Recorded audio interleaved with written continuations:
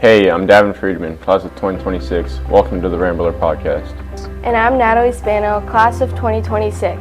Before you dive into this episode, we wanted to share a quick message with you. At Cathedral Prep, every opportunity we have in the classroom, on the field, and beyond is made stronger by the Fund of Excellence. This fund supports tuition assistance, academic programs, athletics, and faith formation. Everything that makes prep. When you give, you help students like us thrive. Please make your impact today by visiting www.cathedralprep.com/give. Thank you for believing in us. Hi everyone, my name is Jimmy Smith. I am a proud member of the Cathedral Prep class of 2011, and I have the pleasure of working here at Prep in our Advancement and Alumni Relations office. Welcome to episode number 96 of the Rambler Podcast, where we are passionate about sharing what makes Cathedral Prep the standard of excellence. I'll be your host for today's episode, and we're excited to have Dr. Deimel join us as a guest. Dr. Deimel graduated from Cathedral Prep in 2000 and is a board-certified orthopedic surgeon specializing in sports medicine for both adults and children, with a particular focus on soft tissue injuries of the hip, knee, and shoulder. He currently serves as Director of Sports Medicine and Hip Preservation Surgery at Allegheny Health Network St. Vincent Orthopedic Institute in Erie, where he provides comprehensive care ranging from fracture and trauma treatment to advanced joint and soft tissue preservation. A graduate of the University of Notre Dame, Dr. Deimel earned his medical degree from Loyola University's Stritch School of Medicine and completed his orthopedic surgery residency at the University of Chicago hospitals. He went on to pursue fellowship training in orthopedic sports medicine at Stanford University, where he also served as an assistant team physician for the San Francisco 49ers and Stanford University athletic teams. In addition to his clinical work, Dr. Deimel has extensive experience covering athletic programs at the professional, collegiate, and high school levels. His commitment to education, research, and community engagement has made him a respected leader in sports medicine, both locally and nationally. So, Jay, welcome to the podcast. Thank you, Jimmy. I appreciate it. Thanks for having me. The one thing that we didn't say you specialize in also is pickup basketball men over 30 years old who tear their ACLs playing pickup, like myself. Taking care of them. Well, I'm glad you're feeling well now as far as that goes. But yes, we do see injuries of all sorts, and things happen from that standpoint. So, joke to the audience, yes, I did. Had tore my ACL playing pickup basketball and put it off for a little bit, but I went to go see Jay here, and he got me all taken care of, got me nice and cleaned up, and almost ready to go. I'm almost at about the year mark for my surgery recovery, and we got a good plan to get me back out there and not go as hard as I was, but at least compete a little bit. There you go. Go have fun. You wanted the professional treatment, so there you go. That's right. So, exactly. But happy for you with the recovery. So nice. Thanks. My wife's happy too. Good. You're back helping the kids now, right? That's right. So there was no break. The kids were ready. Actually, this is funny. There's a little sidebar on this, but the week I had my surgery, family came and visited, and there were some older cousins, and they brought Nerf guns. And so that's what I did on my machine where my leg was moving, laying on my back, shooting Nerf guns at my kids from across the room. Wow. So that was the fun of recovery. I can't wait to tell future patients about that. So, yes, just because you're sitting down using this machine, you can still do these other things. You can still, shoot your kids with Nerf guns. Still entertain the kids. So, well, thank you for that tidbit. You're welcome.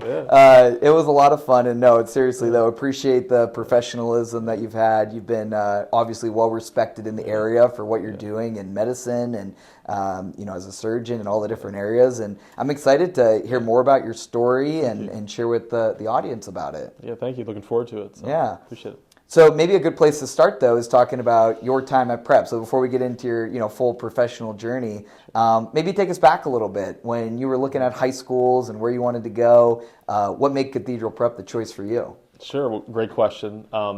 So I was across the street at St. Pete's and went there with a bunch of friends and all my siblings, and was the oldest of 5 there from that standpoint. And I remember being in 7th grade and Prep having the option of having an 8th grade math class.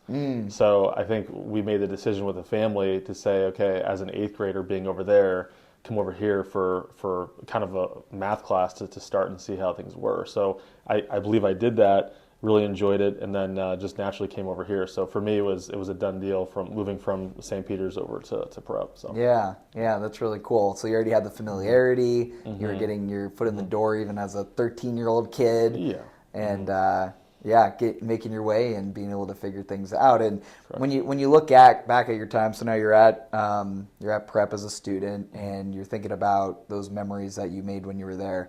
Are there certain things that stick out to you that you really remember more so than others? Yeah, I would say from a sport perspective, I would say, coming out on the street here at whatever it was in the morning, 5:30, 5:45 in the morning in January, because we're in January now, right? Yeah. Not seeing the sun, and swimming in the pool here, 3 lanes, 4 lanes, 20 yards as far as that goes. And then going to class, after 6 a.m., going to class all day, going back for second round in the pool, leaving here at 6 p.m., and then for the whole month of January, essentially not seeing the sun. So I remember from that standpoint, and all my friends and all the swimmers would say the same thing, but I think it was ingrained with us to say, okay, like this is our school, this is what we're doing, this is just what we do as far as the sports team goes. So that's a memory that sticks out very, very fondly, just because of all the effort you put in and then the success we had. I would say going to, attending class, going to the pep rallies, just meeting great people, having all the teachers, help, Bob Achille, Deschner, everyone else doing what they did. But I would say that you remember the unique times, and the unique times were definitely from the sport perspective for me. So yeah, and for the listeners, did you swim all 4 years? Yeah, swam. Yep, all 4 years. Yeah, played water polo and then played tennis as well. So yeah. So definitely those early mornings, and then after school in the pool is where you lived. Yeah. That's what you do now, and obviously the facility is so great now, which is. It's nice to see from all the student athletes using it. So it's so great for them, right? Yeah, hey, they're using it. Hey, you got to use it, but no, it's nice to see that happen. So and it is funny too. If anybody listening hasn't had a tour of the school since we filled in the pool, because the pool no longer exists. There's no tunnel underneath anymore. Really? All that is gone. Okay. Yeah. So definitely worth the time to come over, check it out.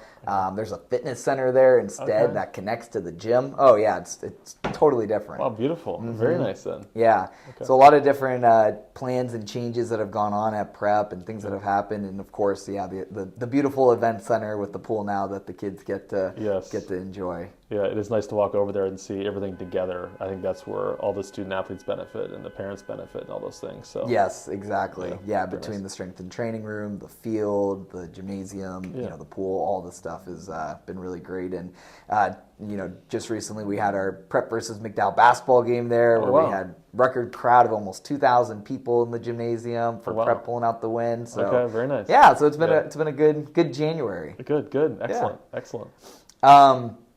The other thing for you on the prep side of things is, just thinking about, your time at prep. How did prep help kind of, you mentioned people like Bob Achille and Rolf Deschner, some of the teachers you had, obviously your coaches being a big influence. Yeah. How did prep help prepare you for your life and your professional journey? Yeah, well, another great question. I think, going through it, obviously you go through as a freshman and a little bit more inexperienced, and you kind of progress to being a senior, and you go from being not a leader to a leader. But I think tangibly you put the work in. You see upperclassmen, upper class females, they put time in.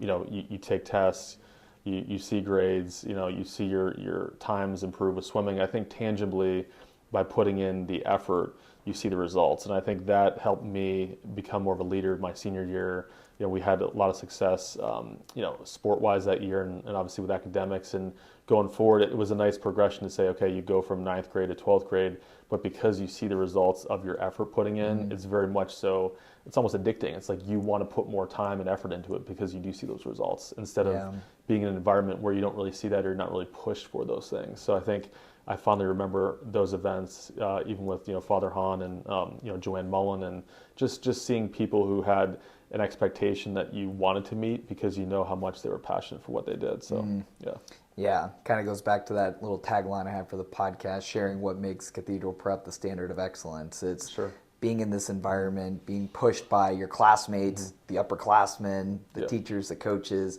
The whole goal is to get us to be the best version of ourselves that we can be by the end of those 4 years. And certainly all the things you just spoke of help make that happen. Yes, I totally agree as far as that goes, but definitely have great times with those. And Yeah. even speaking now with some of the former teachers who, if we see them outside of here, obviously, having those thought process to say, okay, they did that job and they know that they were successful with it. It means a lot because you have that connection now with some of those teachers still, kind of thing. So yeah. And apologies, who was your tennis coach when you were here? Was Kent Pechtel. Was it KP? Yeah, KP, yeah, I was there wondering you if he go. was coaching at that time too. Yeah. And obviously another legend of the school, KP. Oh yeah. Yeah. KP. Yeah. Neil Posis then for swimming and water polo, and just phenomenal group of people. So. Oh, that's awesome. Yeah. And when you were at prep, was that a time when you were really thinking much about your career, what you wanted to go on and pursue yet, or were you still undecided of what that pursuit would look like? Yeah, well, I think going forward, I've always had a great mentor with my father who, had over 4 years of practice as a physician. I think going forward, I knew when I was in high school that I kind of wanted to be in medicine. I wasn't confirmatory, but I could tell I was trending that way. So I just think that in the medical field currently, you have to pass tests, you have to be board certified, you have to be in a certain spot. So I think that prepared me to say, okay, the prep thought process married where exactly I went to, meaning I had that training initially, and then it was just very, I'm not going to say easy, but it was very, how do you want to say, it was expected then when I was at different other places that was the model kind of thing. So yeah, you already knew sort of those foundational things of work ethic, all the things, discipline and the studies that it would take to be successful, and obviously to the level that you've been able to do.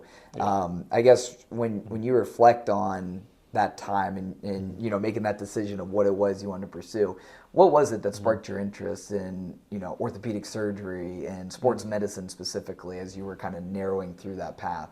Yeah, so I mean, even going outside of here, obviously with different things, I think the big thing is for me was meeting people. It was just having relationships and meeting like-minded people. Because again, even in med school, there's a certain curriculum that you follow, but the curriculum doesn't include everything. So ironically enough, you would, the general person assumes that, if you're in med school, you see everything, but ironically enough, you don't. So for me, just by being in the hospital or being outside in different events, you actually meet like-minded people who are above you, kind of like very similarly here, who, maybe it's juniors, seniors meeting freshmen, sophomores to help and say, hey, here's the thought process.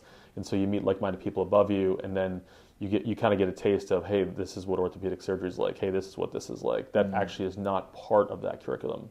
So by learning those things, you just gradually assume, but you have to meet people to do that. You have to be thinking outside the box, and it's not just, hey, here's the pathway. It's, yes, here's the pathway, but what do you do with the pathway kind of thing? How do you customize it for you? Yeah, that's really interesting, and I think that's something that a lot of us listening to you speak are probably agreeing with, that it takes a lot of networking and meeting people before you really start to hone in on what it is that you want to pursue. And some things that some of us start in doesn't end up being the thing we ultimately are in right now. Correct. Because we met somebody who shared something with us. So it's really nice to get that full picture and have those conversations with other individuals as well. Yeah, correct. I remember going through the process. I was thinking about, being a heart doctor, doing cardiology, and as you go through, that was a core portion of the structure.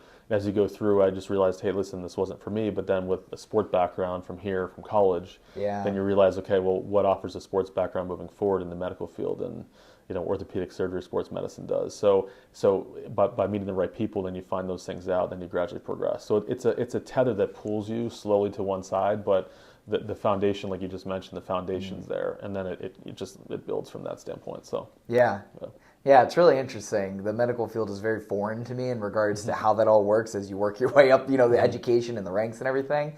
So I always find it fascinating when I have somebody on the podcast that has this background to hear more about how their journey came together and how you ended up ultimately where you're at and what you've been able to do. Sure. Yeah. It's awesome. Yeah. And it's also, for me sitting here, can also sound very frightening to think, the amount of responsibility that comes on a position like yours to have people trusting you with their bodies and their lives and their future, with the injuries that they can sustain. So I guess, my question is that how do you kind of, manage that responsibility personally? How do you kind of take hold of that? Yeah, well, yeah, I mean, it's a great responsibility. I think it obviously there's something inside certain people that kind of tells you that you want that responsibility. So I think from back, here in college, from my family, scenario growing up, I think I've had that responsibility inherently with me. I'm the oldest of 5, so obviously you want to make sure, your siblings are taken care of, kind of thing. So, but going forward, yeah, I mean, you have nice mentors, whether you're working with, a person in the hospital, whether you're working on the sidelines of an NFL football game. It's the same mentality. It's that you want to do no harm. You want to do the best you can for that individual, and you want to make them feel comfortable. And I think having mentors that are at the top of their game, so to speak. I think I've seen that, I've felt that, and I try to emulate that going forward. But again, you have to kind of keep progressing the medical field. The medical field is all about, for most things, it's all about progression upwards, essentially, to have better training, and then that better training then leads to theoretically more success because you're at a different level, kind of thing. So yeah, well, that makes a lot of sense. Me sitting here thinking, I can never imagine being at where your level, what you're doing. It's like, well, no, nobody just jumps from here to there once they graduate school, right? Correct. To your point, you just said it, Yeah. progression, and that's the most important part. Yeah. Yeah. But the foundation's important. So going forward, I would say mentorship for me. I've seen high-level individuals take care of high-level people, in the sports world, and then you understand, okay, you're part of those conversations, you're part of the surgery, you're part of the aftercare, and then you just know, how things should be, and then you want to model yourself that way. So that's what I do. Yeah. Well, I always, anybody who's been a consistent listener to the podcast, mentorship is something that continually comes up because it's an area that I think a lot of successful people have found good mentors to help them along the way and guide them. And it's an area I keep hammering in is mentorship, because it's been so important for me. And obviously you're speaking to it as well. Yeah. I totally agree as far as that goes. So Yeah. And another question I was kind of, brainstorming before we were getting ready to record was, a position like yours, I can imagine there's a lot of stress that can come with it. There's a lot of long days, long nights kind of thing.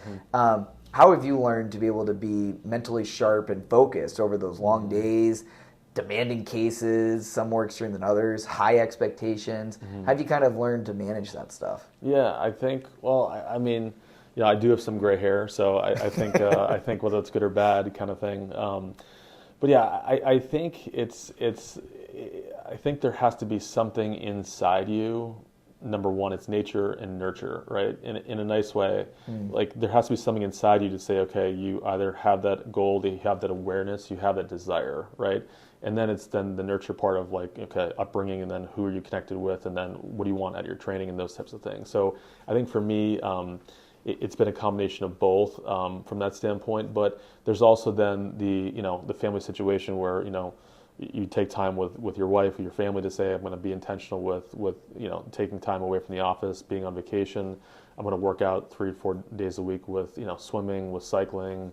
When I was out in California, I took up surfing, so I got a chance to surf, and ironically enough, the first person who taught me how to surf was an orthopedic resident colleague in Chicago, who I randomly found at the same beach we were at in Hawaii, randomly out in the waves, kind of thing as far as that goes. And he looked at me going, "Wow, you've improved," kind of thing. I was like, "Well, thanks to you," right? 5 years later. So, but so again, it's I think it's being intentional with saying, work hard, play hard, but there's also the thought process to say, okay, how do you like what makes people be able to kind of take care of what they're doing, right? Yeah. So for me, it's been family, it's been water, it's been intentional focus away from practice if needed, kind of thing. Yeah, it sounds like a lot of planning, preparation, identifying priorities, and being able to, I don't want to say balance, but being able to create your schedule in a way that where your windows are to do the things you were just mentioning. Having a date night with your wife, being able to cycle and do all those different things. Yeah. Is that kind of what I'm hearing, is scheduling that out? Yeah.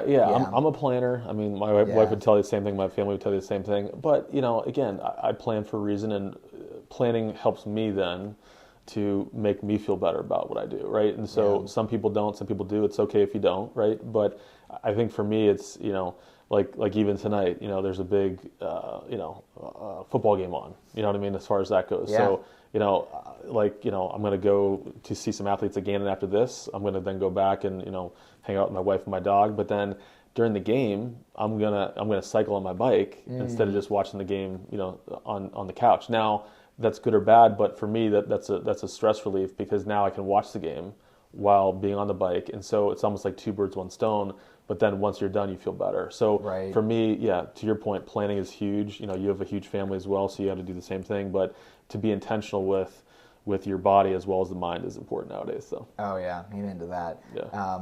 One of my first guests on the podcast was Dr. Chris Clark. Okay, and one of the things he talked about was how lucky we are to even, not this time of the year, but in the summer, go down to the beach and just go for a walk, just get some fresh air, enjoy the peninsula, things like that. Yeah, be active. You want, be active. Some people keep their Apple, watch up, and they track their steps, which is great. Other people do different things, but to be more nature, like even today, obviously it's a little bit warmer out and the sun's out a little bit, so it's nice to kind of say, okay, what can I do for myself here and there? So. And just don't play pickup basketball like you're in the NBA Finals. Yeah, just be careful as far as that goes. Or use your CPM machine, use your Nerf gun, and play with your kids. That's right. Yeah, it's to each their own, right? So, that's exactly right. That's funny. Yeah, that's really funny. So recently, also, you were featured in an article about being the first surgeon in Pennsylvania to successfully perform a minimally invasive version of the two-stage Macy procedure. And if I misspoke on exactly what that is, please correct me. But can you talk more about what that experience was like for you to do the procedure and be out front of it, and in regards to just your professional growth and example for the community? Sure, yeah. The technology is remarkable. The actual technology has been around for I believe, over 10, 15 years. However, over the past 1 or 2 years, the technology is different to the point that we can now deliver it back into the knee through minimally invasive techniques, whereas beforehand the incisions were larger, like a total knee incision, but now it's done through really what we call a mini arthrotomy or an arthroscopic pathway or window kind of thing. So essentially I take cartilage. If someone injures their knee or has essentially a pod hole in their knee from some various reason, could be genetics, could be other various reasons, but if they have a defect of cartilage in their knee, and they're between 15 and 55, I can go into someone's knee. If they qualify, I can take a sample of their native cartilage from a non-needed region in the knee, and then we take that out, we send it to Boston. In Boston, they grow that native cartilage into a sheet about this big, about 3 centimeters by 3 centimeters, and then it comes back sterilely, and then through a second stage procedure, through a small minimally invasive incision, we can then deliver that piece into their knee to cover it. The benefit of that is that you're now covering the region with their own cartilage. So beforehand, other technology brings in synthetic cartilage or someone's own, what we call fibrocartilage, which is not the native cartilage. Sure. And so if that's not patient's own, that has the ability to then wear out a little faster. But if it's own cartilage to own cartilage, it has better sealing potential and then better lasting longevity as far as that goes. So the technology came out, I think it was last year, the year before, and I had the chance to then go to Boston for a training session and use the technology. And then we've done quite a number of them at St. Vincent, and things have been going well for patients. They've been responding well, but it empowers me to, again, my pathway based on working in California and then working in Chicago, and then my training is more for joint preservation. So that exists in bigger cities, bigger markets, but again, in Erie, just any patient benefits from it. So it's a matter of saying, hey, we have this passion, we have this desire to kind of make the joint as healthy as possible, instead of saying the only option is to replace the joint. And so that's powerful because some patients do need that, but sometimes they're not given that option for various reasons, right? So it's another tool in the toolbox, so to speak. but patients have been receiving that well here. So. Yeah, it's pretty amazing just hearing you talk about the technology and being a part of that. Did you expect the PR of it when the article came out and everything? Well, I mean, the neat part about the community is that I think they want to support new technology and where processes are going. It's important. Just like look at you, you're doing a very nice job with all your podcasts that you've done, and Thank you. I mean, it's things are progressing in a way that, again, the message is being out there, right? And so I'm just happy that the community is benefiting. For me personally and professionally, I'm now able to work more with that company directly. So this year I'll be going around the country doing some speaking engagements for the company, just as a consultant, which I'm looking forward to. And just helping patients with what they need. Specifically, it's customization for the problem. So this is the first stop on your speaking tour for this. Yeah, I think it sounds like it. Sounds like it. I'll be able to listen to it back down the road. That's right. Kind of thing, so, yeah. Come back to your roots and then be able to venture out again. Seriously, come back to the roots, right? That's awesome. Well, on the same note of that, as you're talking about technology and the way things have advanced so much, I mean, I feel like, and you mentioned it, not just medicine, but across professions, things are constantly evolving. And I mean, I guess from your standpoint, and specifically in your field, how do you ensure that you're always staying, ahead of the curve and learning these things and even getting the word of this type of procedure you mentioned a year ago to then go to Boston and get the training? I guess what is the rhythm like for you to stay ahead of that stuff? Yeah, well, I mean, I think the interesting part of orthopedics and sports medicine, I can't quote the study, but there's a moniker that literally every 2 or 3 minutes within orthopedic surgery, a new research paper comes out. And so what I mean, that's very good and very daunting. Now, with AI coming out, as you can imagine, right, from a collection of understanding, that's very helpful from an AI perspective. But from a physician perspective, I have that same mindset. It's that you have to stay relevant, you have to stay connected with what the latest research is saying as far as that goes. So I typically, I attend 1 or 2 meetings a year nationally. I'm part of an International Hip Society meeting where I'm going to Belgium this year in October to help with the International Hip Society meeting, where we connect with surgeons from around the world to get their thoughts on how to do better with joint preservation of the hip from that standpoint. So I think the big thing for me is attending meetings, is reading literature and current research. It's considering doing some, even regionally here, as far as that goes, with what our patient volume is like from that standpoint. And it's just having a desire to keep improving. Because again, in some fields that might not be the case, but in orthopedic surgery and sports medicine it is. So, to see patients and to give them the best options, that's what I want. I want to do that because they deserve all the options. They don't deserve 2. And, if I give them 2, then shame on me. But if I say, hey, here are all your options, and you're a better educated patient, you'll have a better outcome, because whatever you choose, then you're at least well educated for. So I mean, just listening to talk, you can definitely hear how motivated you are to continue to push yourself to be better for the service of your patients, and it's inspiring for me to hear. But then, as well, what I'm hearing is, you can't just sit back and wait for the information to come to you. You mentioned it. You're going to the meetings. You're seeking these articles. You have these resources that you're actively engaged in. Going to Belgium probably, sounds like fun, but it's also probably inconvenient to schedule that and do that all, right? Yeah, well, it can be. I mean, it's the height of sports season, so I haven't told many of the sports people I work with yet, but I guess they might find out. No, I'm just kidding.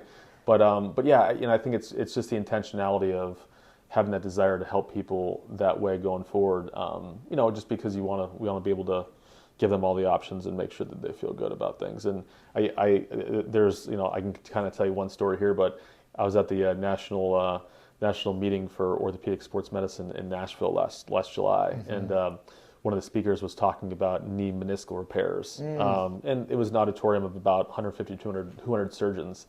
So he's a surgical expert with this from California, and he raised his hand and says, how many people are doing this procedure where we essentially increase the biology for healing of the meniscus with a small fibrin clot? And he asked the whole audience to raise their hand, and I raised my hand, and one other person raised their hand, and he looks at us, and no one else raised their hand, kind of thing.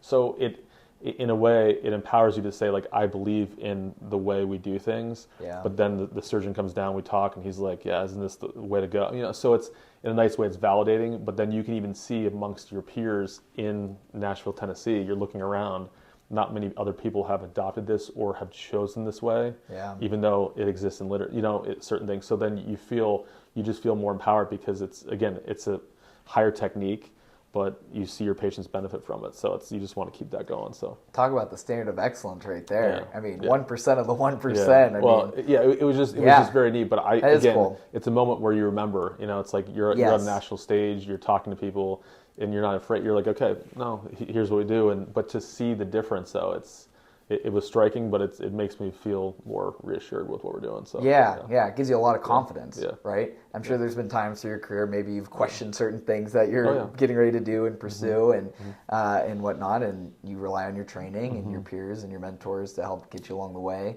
and trainings like you were talking about. But that's really cool. Appreciate you sharing that story, because it's just a great testament to the work being done in the Erie community, right? All the awesome things AHN and other areas are doing. Yeah, it's a team, and everyone, we want to see people row the boat in the same direction for the benefit of patients, and and those types of things, and it's empowering to see. But that's why, again, it's travel, just like you travel, right? It's travel away from family to say, okay, but this is for a reason, and you're coming back, more educated and more confident with certain things like you just mentioned. So yeah, certainly. And again, I always try to reference to the people in the room, or I'm sorry, listeners to the episode, not sitting in the room presently, but being able to just understand that you got to go seek this out. So even if there is no peer group specifically in your industry, you probably know other professionals who are in your line of work. Gather them for a monthly coffee and just chat about what they're learning. I mean, it can start small. You don't have to go to a national convention to be able to grow.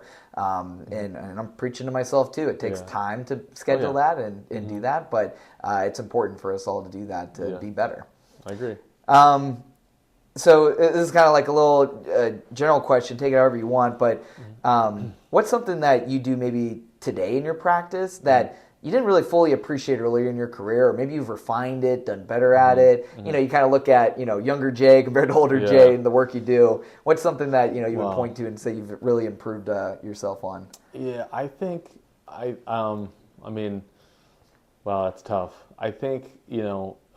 I think technique-wise, techniques evolved. I mean, if you just talk about surgical technique, I'll be honest with you, 50% of the things that I do surgically currently, I did not learn in fellowship, because things just progress. And that's a good thing, meaning that's a good thing, because times change and things progress. And so, again, that's empowering. And then number two really is, I got a taste of this when I was in fellowship in California and then working with the sports teams, but it's really the collaboration, especially stuff that, we've collectively seen in the room kind of thing, meaning, post-surgical patients, they really benefit from being connected with like-minded physical therapists, athletic trainers, and understanding, okay, here's the pathway. I think for me, I've definitely been more, it's almost like from the surgical side, that's the surgical side, but for me, I've actually spent more time delving into how do we make the post-op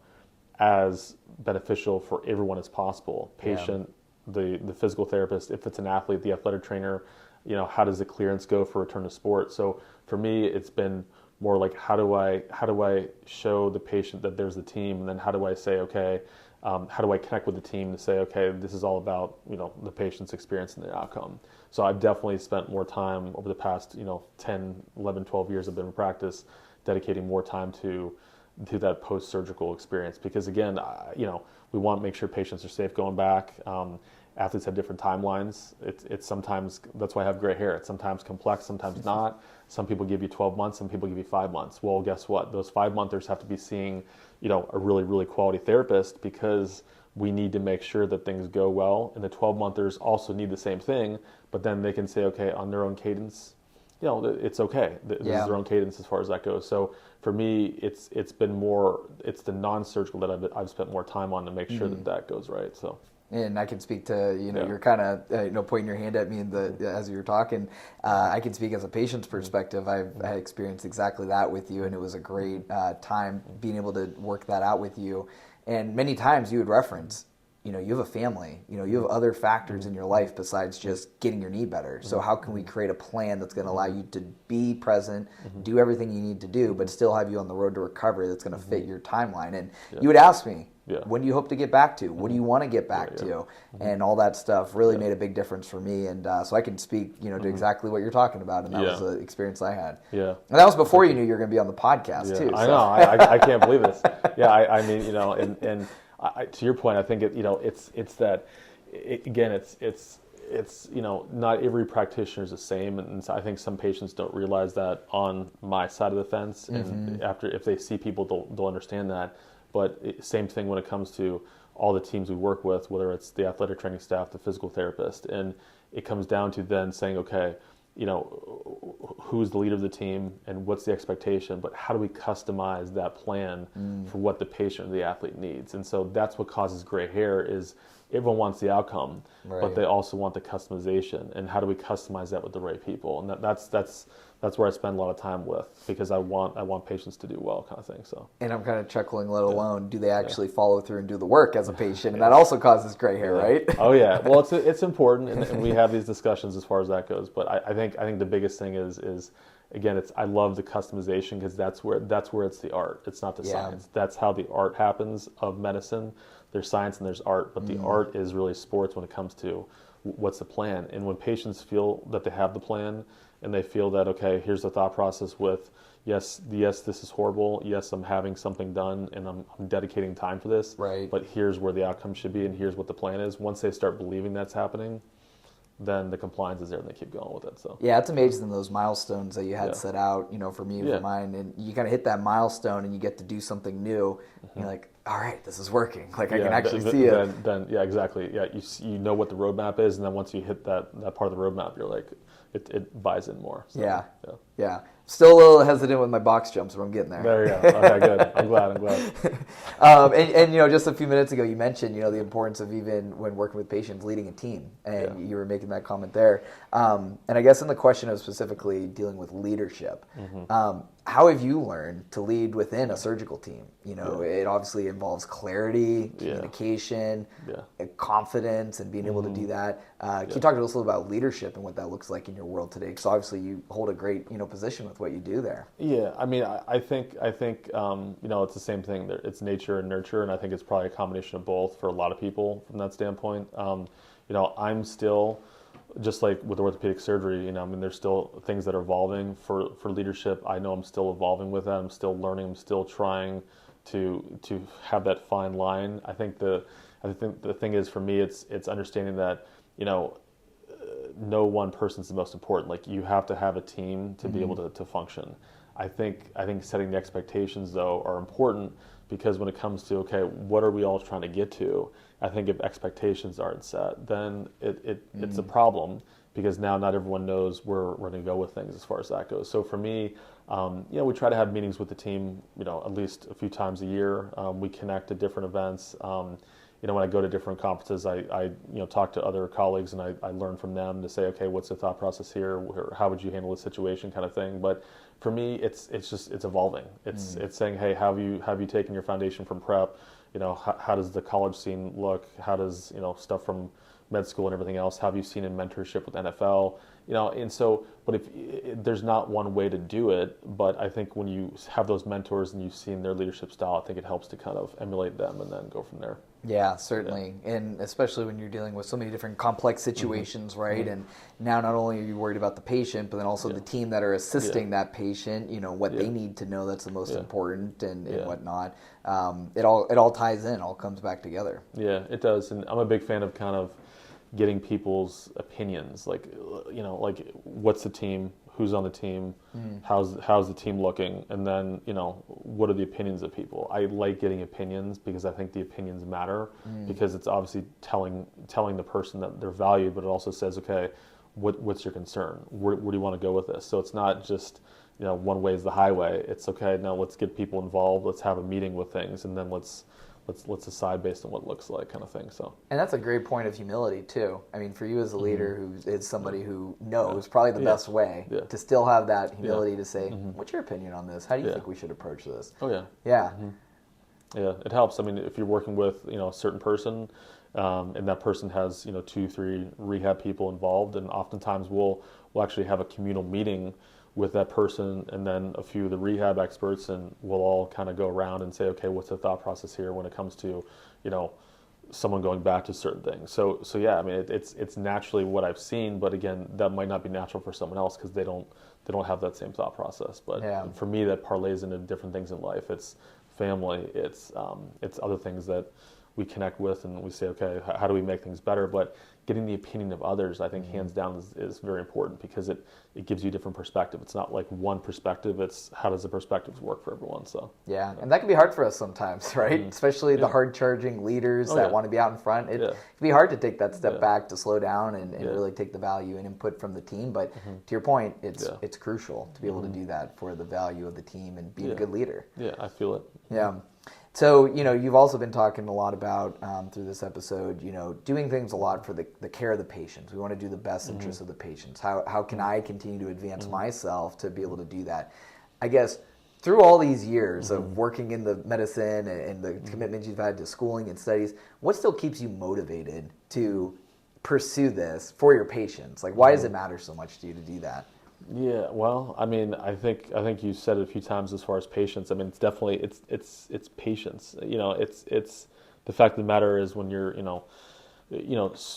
what I say about sports medicine is you see your results often, right? And not often that happens with other fields in medicine, right? I mean, you could walk around and see a patient as a primary care doctor and do those things, but if you have that trust in the patient as a surgeon, and the patient has a trust in the surgeon as well, and you have helped that person, and you're now watching them perform, like that is it's stressful. It's stressful on the physician side a little bit. I mean, so there's various things to think about, but that is why part of it is sports medicine physicians, sports medicine surgeons, when they go out in the community and they go out on the athletic training field and they go out and see their athletes, it's a constant kind of reminder of you need to keep improving on my side, because you are trying to take care of patients and get the best outcomes, because it's very much in the arena. It's not just you go hide in the corner and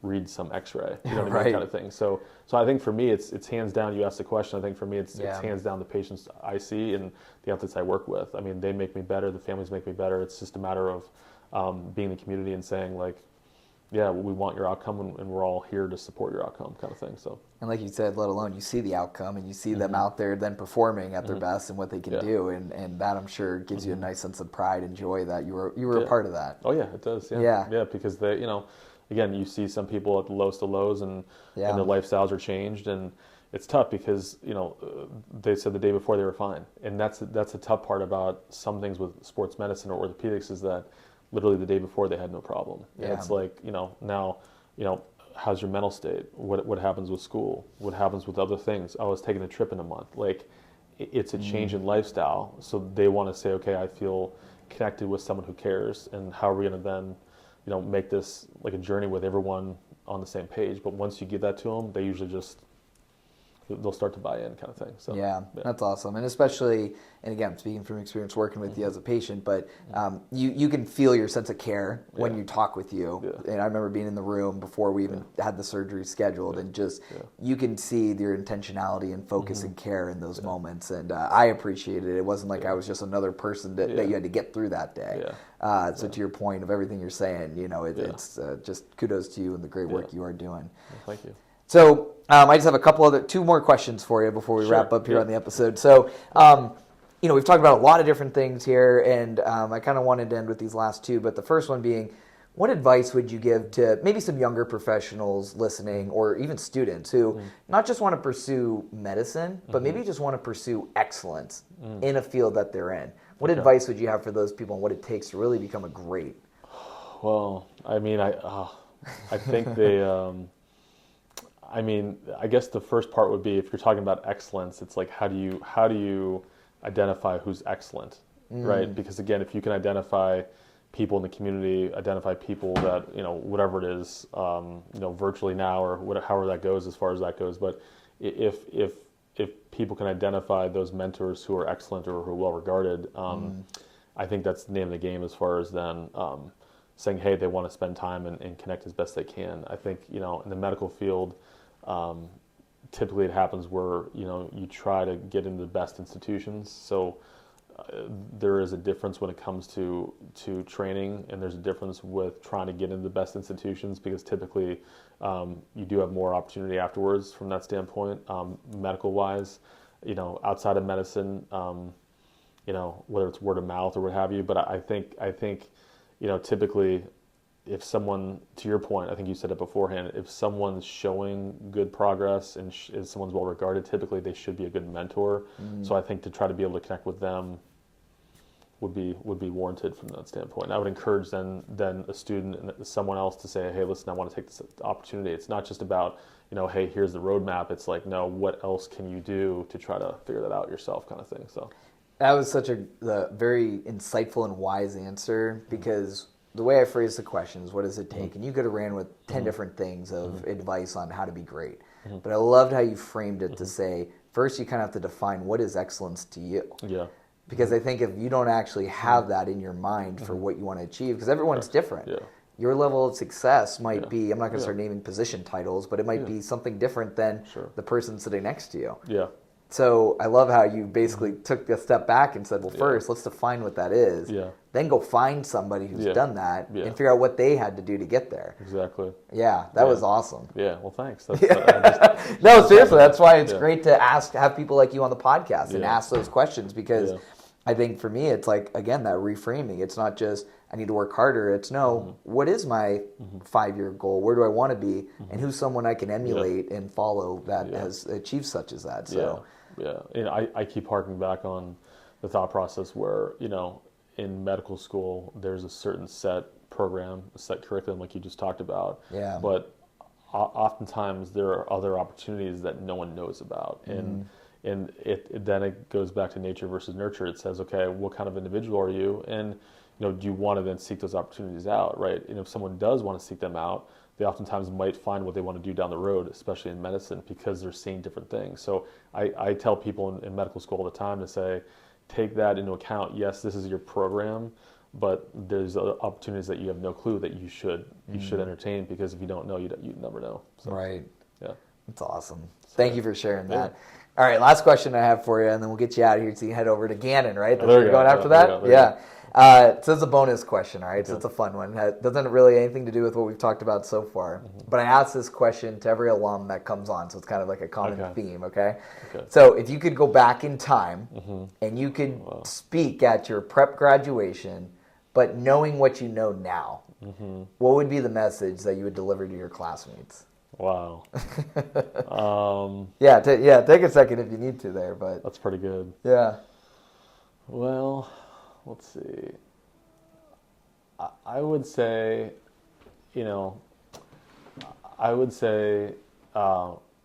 relationships and networking. I think, the world's busy nowadays. Certainly things happen, and, it's tough to remain all together from that standpoint. But I think for me, having the relationships I had here at Prep, I then, when I was in college at Notre Dame, I was then applying to med schools at different places in Chicago and the like, and I ended up feeling the best. I had the best feel of a program at a certain place that another one of my upperclassmen from Prep was at. So I think for me, it was saying, like, we had a relationship here, we stayed connected, and that's Mark Rastetter, who I think is in Ohio now. But yeah, I think for me, it would be saying, you never know what's going to happen, but if you dedicate time not only to your studies here, but you dedicate time to becoming a better person and being better connected with your fellow classmates, you'd be surprised then how much that benefits you down the road for different parts of your life, whether it's family and the like, or even profession. So for me, professionally, it worked out very well because I did lean on that person, and that person helped me then in med school, where it then continued to blossom. So I was surprised because no one knows, but I think for me, the bigger message would be to stay connected as much as you can, but also invest in relationships here, because you never know how that might help you when you're outside of here, kind of thing. So yeah. especially our prep brotherhood, the Villa sisterhood. Yeah. You know, this network is strong, and obviously Yeah. you've had that experience all over the country with connecting with fellow alums, I'm sure, all over the place. And it's pretty special and something that we get to be a part of by having gone to school here. Yes, Yeah. I agree. But that's the message. That's awesome. It's stay connected, and you never know what would happen just because you might run into someone, but they might help you professionally and otherwise. And you know, if you're a good person, it usually goes a long way. So. And I'll put in a plug. Keep coming back to your class reunions too. There you go. As best you can. As best you can. Yeah. That's right. Best you can. That's right. Yeah. Well, this has been a lot of fun, Jay. I really thank you. appreciate you coming down, making the time to come to prep here and record the episode, and not make too much fun at me for my ACL with pickup basketball. All good. All good. Yeah. When you get to play down the road, just send me a video and we'll be high fiving. That's right. That's right. But I'm glad I was able to provide you a little tidbit on the Nerf gun battles. I'm never gonna forget that. I'm never gonna forget that because hey, here's what you can do while you're using this. That's right. Yeah, you can lay on your back with the Nerf gun in your hand, and everyone wants to know what you can do, so that's important. It's like all you hear is what you can't do. What can you do that's safe? So there you go. There you go. Yeah. But thank you for teaching me, and I appreciate you having me down. And helping out the schools. Yeah, vice versa. Thanks a lot, Jay, and we really appreciate you. Thank you. Well, good to see you.